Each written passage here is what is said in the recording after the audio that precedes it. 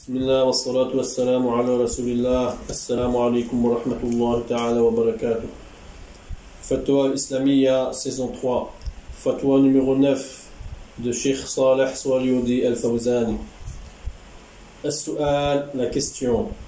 Est-ce que la masturbation est autorisée? Jawab, la réponse.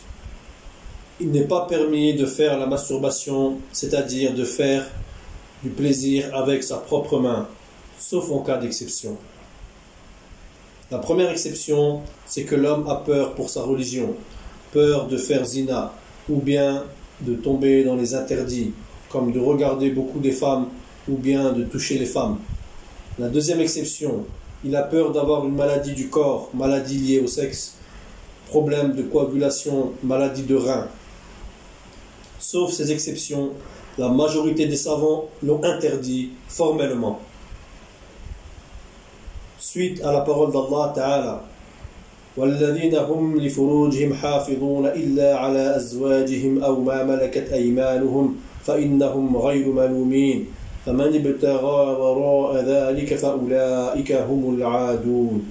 Ceux qui préservent leur chasteté, sauf avec leurs épouses ou les esclaves qu'ils possèdent, car dans ce cas, ils ne sont pas blâmables.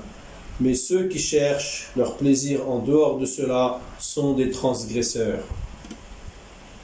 Aussi avec la parole du prophète sallallahu alayhi wa sallam où il dit: ô vous les jeunes, celui qui peut se marier, qu'il se marie, car le mariage a pour but de faire baisser le regard et de protéger le sexe. Et celui qui n'a pas le moyen de se marier, il faut jeûner, car le jeûne a un rôle de diminution des envies.